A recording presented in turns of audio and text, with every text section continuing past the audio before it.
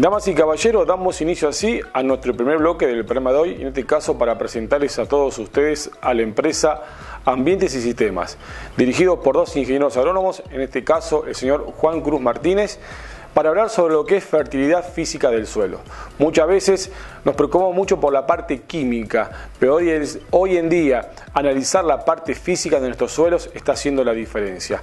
Estuvimos visitando un lote, nos estuvo dando su punto de vista y su opinión de cómo debemos manejar este aspecto. Vamos a ver la entrevista.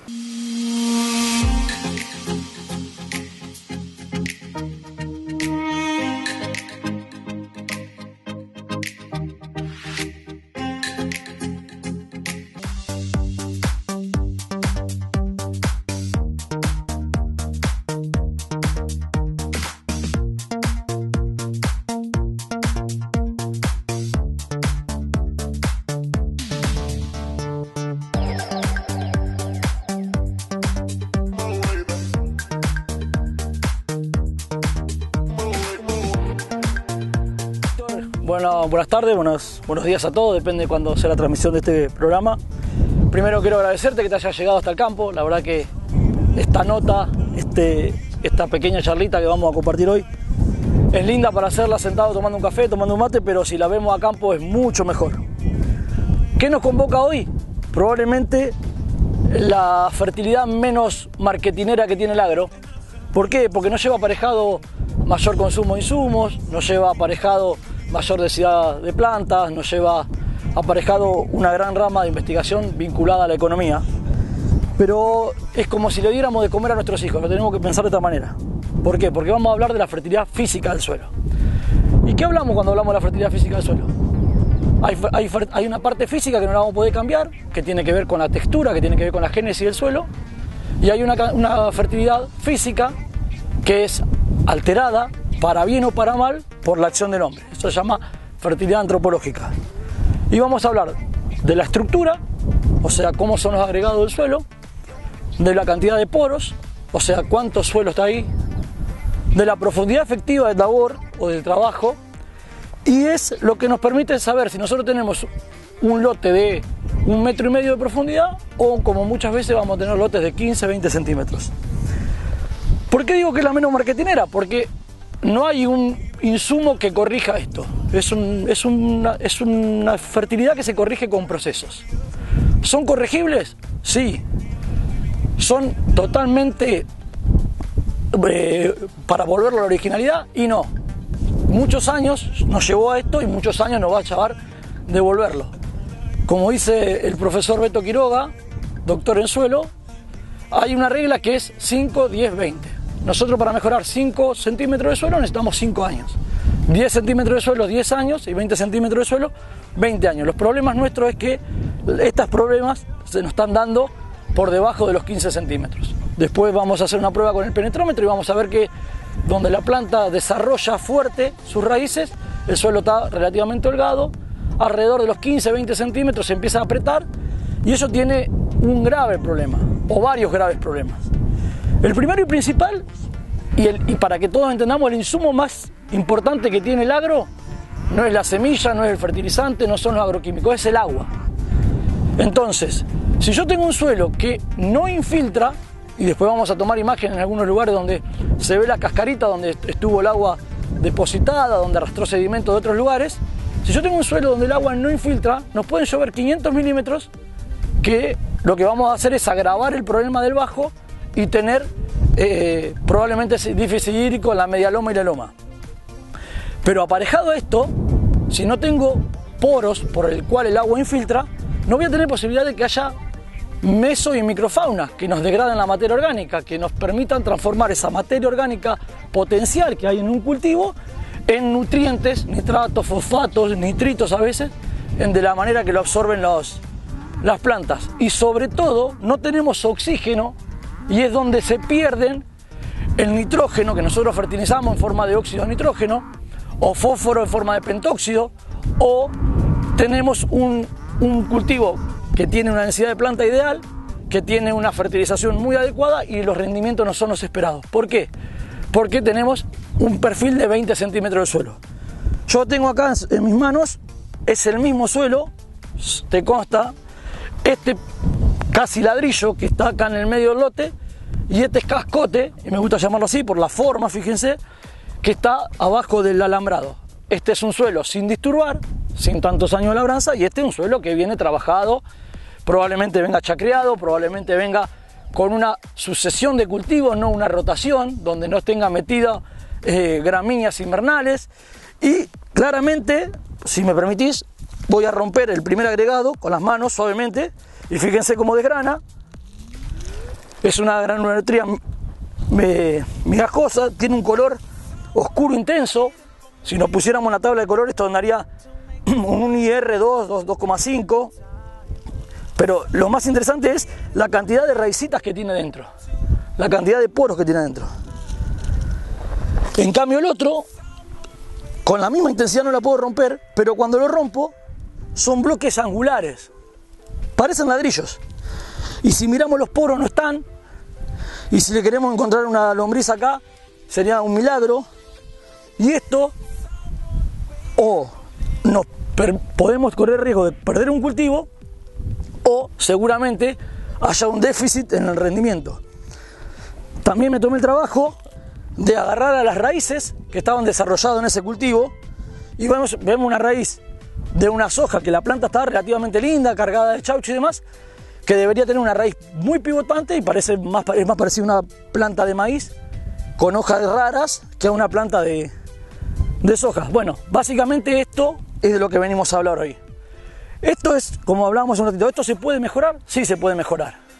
En el caso que haya un tapto, muchos productores dicen, no, Juan, lo que pasa es que nosotros tenemos arcilla, tenemos un tapto.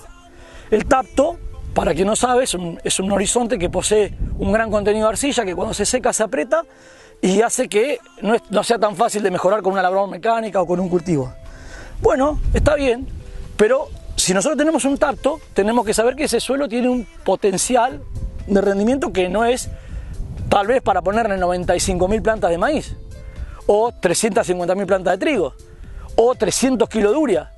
O sea, tenemos un suelo que tiene una limitante, y esa limitante hay que afrontarla como tal. ¿Para qué? La primera y principal, para no gastar insumos de gusto.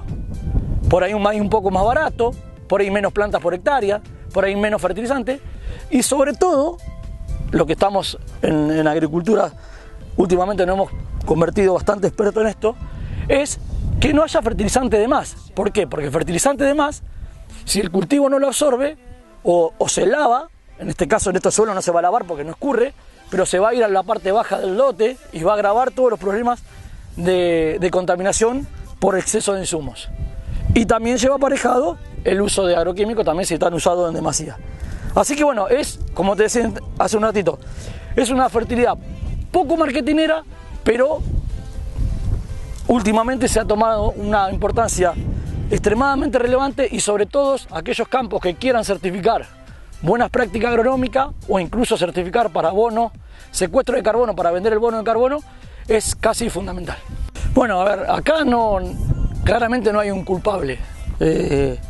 Si nosotros estuviéramos en un sistema de labranza convencional, de la antigua, digo yo, del arado de reja, del maracó, probablemente tendríamos otro sistema de endurecimiento, probablemente los alambres con mucho más polvillo, que es erosión eólica. La siembra directa es una gran herramienta, pero todo lo que sea absolutista está mal. Digo, para todo, uno puede ser fanático del entrenamiento. Ahora, si vos vivís para entrenar, también está mal, porque dejás de descompensar. Hemos encontrado en lotes de muchos años de siembra directa, en la cual la textura es un poquito más gruesa. Para el que sabe, estamos hablando de un suelo arenoso, franco arenoso, donde las partículas de limo se empiezan a depositar entre los huequitos que quedan de los poros de la arena, y se genera una pequeña compactación, una pequeña densificación del suelo.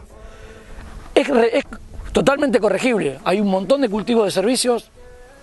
Yendo al extremo está el rábano, que genera una raíz pivotante muy grande que rompe, pero los cultivos de inviernos son unos grandes favorecedores de la fertilidad física del suelo.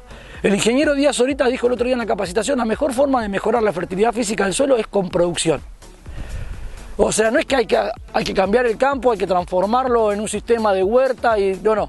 Tenemos que seguir produciendo lo que estamos haciendo, pero produciéndolo bien. ¿Por qué? Porque para que una planta dé mucho grano, tiene que tener mucha raíz. Y si tiene mucha raíz, va a generar muchos poros. Y si tiene muchos poros, vamos a tener mayor infiltración. Y si tiene mayor infiltración, vamos a tener más vida y vamos a poder retener más agua. O sea, es un círculo virtuoso que va acompañado del rendimiento. Nosotros como ingenieros que trabajamos para productores y el productor como dueño de su campo, lo que quiere es que rinda más, sin degradar el sistema. Entonces, volviendo a la pregunta original, ¿la siembra directa agravó esto? No. Lo que agravó esta situación, probablemente sea la sucesión de cultivos que no incorporen raíces del sistema adventicio y sobre todo raíces de cultivos de invierno. Bueno, nosotros cuando venimos al campo a diagnosticar y ambientar un lote, hacemos básicamente 5 análisis. El primero, que lo vimos recién en la calicata, es tomar densidad aparente. La densidad aparente es un dato muy importante por 2 factores. Primero, porque nos da una idea de cuánto poro hay en el suelo, un suelo que es muy pesado por valores, como hemos encontrado en muchos campos, por encima de 1,5, donde lo normal debería ser 1,3, 1,28. Dice que tiene muy poco poro. Si tiene muy poco poro, hay muy poca vida, hay muy poco desarrollo radicular. Entonces, pero si el suelo tiene buena capacidad de poros y es un suelo pesado, es bueno. ¿Por qué es bueno? Porque no nos olvidemos que cuando nosotros hacemos un análisis químico, los resultados nos lo dan en partes por millón. Entonces, si yo tengo 8 partes por millón de fósforo, por ejemplo, no es lo mismo si lo tengo en un suelo que tiene una densidad de 1,28, que tiene buen drenaje, o que lo tengo una densidad de 1,35, también con buen drenaje. Quiere decir que tengo un suelo más pesado. Y como las partes por millón son kilos por tonelada, es bueno porque tengo más fósforo disponible para el cultivo. Esa es como primera. La otra que nos gusta hacer mucho a nosotros es la estabilidad estructural. ¿Qué es la estabilidad estructural? Se pone una muestra seca en contacto 24 horas con agua, donde el aire que posee los poros rompe, o sea, en la fuerza que hace para salir, intenta romper los agregados. Es un suelo que tiene una gran estabilidad estructural. Primero tiene poros comunicados, entonces el agua en vez de romper, el aire en vez de romper va corriendo, pero nos permite una labranza. Si yo tengo un suelo que tiene buena estructura, que tiene buena capacidad de agregado y quiero pasar un cincel, un subsolador para romper esa dureza, el suelo lo aguanta. Decimos en el campo, decimos en la banca. Entonces la estabilidad estructural es otro gran análisis. El más importante que nos determina la salud del suelo es la infiltración. La infiltración es un infiltrómetro de doble anillo y medimos cuántos milímetros de agua absorbe en una determinada unidad de tiempo. Y eso nos da una idea de si la lluvia es intensa, cómo se va a comportar ese lote, cuánto va a absorber.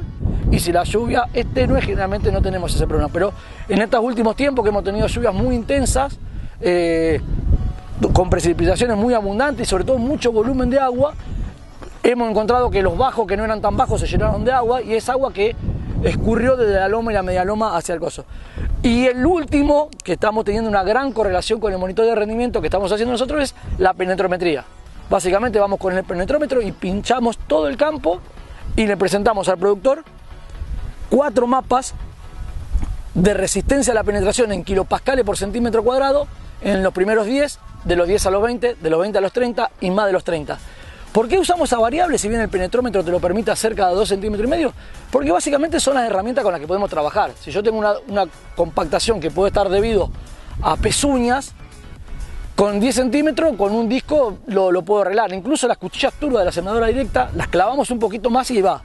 Si yo tengo entre los 10 y los 20, probablemente un cincel sea la herramienta ideal. Si yo paso otra herramienta que esté por encima de eso, no vamos a romper la dureza. Si paso una herramienta que esté muy por debajo, vamos a estar gastando combustible y vamos a gastar dinero, además de afectar muchísimo la huella de carbono del campo. Y si tengo una resistencia a la penetración por debajo de los 30, cualquiera de las otras 2 herramientas que nombré antes no va a tener efectivo, vamos a gastar dinero de gusto y el problema lo vamos a seguir teniendo.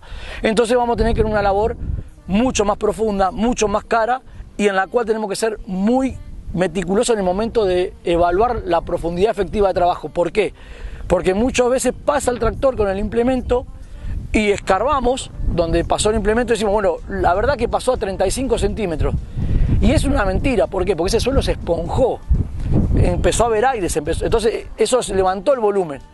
Lo que tenemos que hacer es medir efectivamente la profundidad efectiva de trabajo para que no nos estén robando y en el caso que el trabajo lo estemos haciendo nosotros, no mentirnos a nosotros mismos, decir, bueno, la pasé a 35 centímetros cuando en realidad lo pasaste a 26, 27 y el problema de resistencia a la penetración lo seguís teniendo igual.